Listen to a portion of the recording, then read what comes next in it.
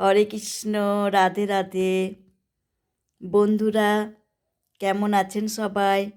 আশা করছি ঈশ্বরের অসীম কৃপায় আপনারা সবাই খুব ভালো আছেন, সুখে আছেন, শান্তিতে আছেন, নিরোগ আছেন এবং খুব হাসি খুশি আছেন। প্রচণ্ড ঠান্ডা পড়ে গেছে। দেখুন, লখাই বলাইকে দেখলে বোঝা যাচ্ছে না যে খুব ঠান্ডা পড়েছে। দেখুন, লখাই সেজে গুজে সোয়েটার টুপি পরে বসে আছে, একদম লক্ষ্মী ছেলের মতন। দেখুন, বলাইও তাই। এ লখাই বলাই আসলে কে? এরা হচ্ছে শ্রীকৃষ্ণের বাল্যরূপ। শ্রীকৃষ্ণ বড় রূপ এবং শ্রীকৃষ্ণের ছোটোবেলার রূপ হলো গোপাল। লখাই বলাই, আমি নাম দিয়েছি লখাই বলাই। এরা হলো গোপালের রূপে। তো আমরা দেখব এখন শ্রীকৃষ্ণ কথার অর্থ কী। আমরা তো দেখছি শ্রীকৃষ্ণ এবং কৃষ্ণের ছোটোবেলার রূপ হলো লখাই আর বলাই, অর্থাৎ দুই গোপাল আমার ঘরে কৃপা করে এসছেন ওনারা। আমি খুব ধন্য, নিজেকে খুব ধন্য বলে মনে করি। তো এখন আমরা দেখব যে শ্রীকৃষ্ণের ছোটোবেলার রূপ। তো শ্রীকৃষ্ণ শব্দটার অর্থ কী? প্রত্যেকটি নামের একটা অর্থ থাকে। তো কৃষ্ণ কথার অর্থ কী? তো চলুন আমরা দেখি কৃষ্ণ কথার অর্থ কী।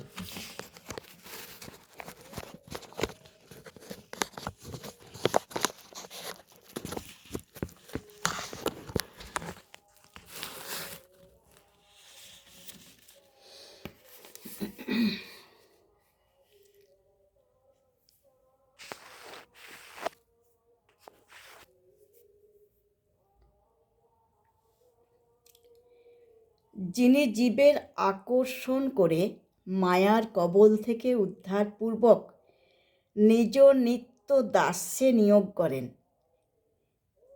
এবং এইভাবে পরমানন্দ প্রদান করেন, তিনিই হলেন কৃষ্ণ। শ্রীকৃষ্ণের প্রকৃত পরিচয় কী? শ্রীকৃষ্ণ হচ্ছেন পরমেশ্বর ভগবান, পরম ব্রহ্ম। শ্রীকৃষ্ণই সকল সত্তার উৎস। শ্রীকৃষ্ণই আদি, মধ্য, অন্ত। শ্রীকৃষ্ণ সর্বকারণের পরম কারণ। আর শ্রীকৃষ্ণ পূর্ণ পূর্ণম। শ্রীকৃষ্ণের আকর্ষণীয় হওয়ার কারণটা কি? এই যে হরে কৃষ্ণ নাম দেখবেন যেখানে হয় একটা যেন টানে, আকর্ষণ করে। তো এই আকর্ষণ হওয়ার কারণটা কি? শ্রীকৃষ্ণ সর্ব ঐশ্বর্যে পরিপূর্ণ। তার মধ্যে সকল সম্পদ, সকল শ্রী বা সৌন্দর্য, সকল বীর্য বা বল, সকল জ্ঞান, সকল যশ বা খ্যাতি এবং সকল বৈরাগ্য পূর্ণরূপে বিরাজমান। তাই তার এত আকর্ষণের। শ্রীকৃষ্ণের বসতিস্থল চিত্তজগতে গোলক বৃন্দাবনে শ্রীকৃষ্ণ বিরাজ করেন। গোলক বৃন্দাবন বেষ্টনকারী অন্তহীন চিত্তজগতের বৈকুণ্ঠধামে শ্রীকৃষ্ণ চতুর্ভুজ রূপী নারায়ণ স্বরূপে বিরাজমান। শ্রীকৃষ্ণ তার অংশেরও অংশ বা কলারূপে মহাবিষ্ণু স্বরূপে নিজেকে বিস্তার করেন এবং এই সীমিত জড়জগতের সৃষ্টি করেন। শ্রীকৃষ্ণ প্রতিটি ব্রহ্মাণ্ডে গর্ভোদক সাই শ্রী বিষ্ণুরূপে প্রবেশ করেন এবং সেগুলিতে পরিচালনা করেন। শ্রীকৃষ্ণ প্রতিটি জীবসত্তা, জড়বস্তু, সক্রিয় বা নিষ্ক্রিয় দেহে ক্ষীরোৎসাহী বিষ্ণু বা পরমাত্মারূপে প্রবেশ করেন এবং তাদের প্রতিপালন করেন। শ্রীকৃষ্ণের আবির্ভাবের কারণটা কি? যখন এবং যেখানে ধর্মীয় অনুশাসনের অধঃপতন হয় এবং অধর্মের অভ্যুত্থান ঘটে, তখন সাধুদের পরিত্রাণ করবার জন্য এবং দুষ্কৃতীদের বিনাশ করার জন্য শ্রীকৃষ্ণ যুগে যুগে অবতীর্ণ হন। শ্রীকৃষ্ণ ব্রহ্মার জীবনকালে একদিনে অর্থাৎ 860 কোটি বছর অন্তর পৃথিবীতে আবির্ভূত হন।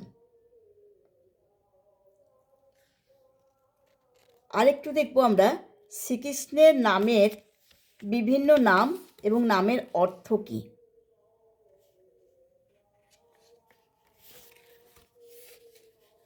কৃষ্ণ, যিনি সকলকে আকর্ষণ করেন, শ্রীকৃষ্ণই হচ্ছেন ভগবানের সমস্ত আকর্ষণের রূপের মধ্যে সর্বশ্রেষ্ঠ রূপ। পার্থসারথী হচ্ছে অর্জুনের রথের সারথি। বাসুদেব হলো বসুদেবের পুত্র। দেবকীনন্দন মাতা দেবকীর পুত্র। নন্দনন্দন হচ্ছে নন্দরাজের পুত্র। যশোদানন্দন মাতা যশোদার পুত্র। মধুসূদন মধু নামক দৈত্যের সংহারকারী। নারায়ণ হচ্ছে সকল জীবসত্তার আশ্রয়। গোবিন্দ হচ্ছে সকল গাভী এবং ইন্দ্রিয়ের আনন্দ প্রদানকারী। কেশব কেশী নামক দৈত্যের সংহারকারী। মাধব সৌভাগ্যের অধিষ্ঠাত্রী লক্ষ্মী দেবীর প্রতি।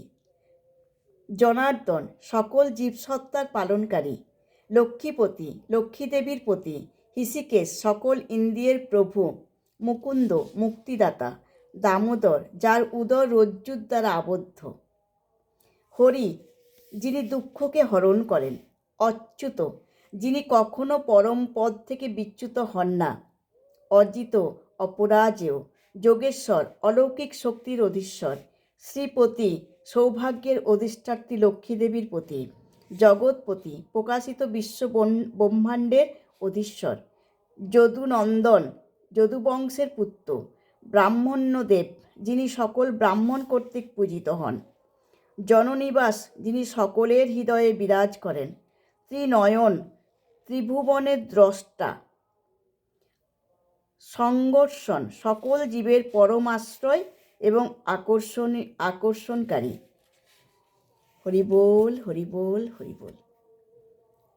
হরে কৃষ্ণ কৃষ্ণ কৃষ্ণ হরে হরে, হরে রাম রাম রাম হরে হরে। হরিবোল হরিবোল হরিবোল।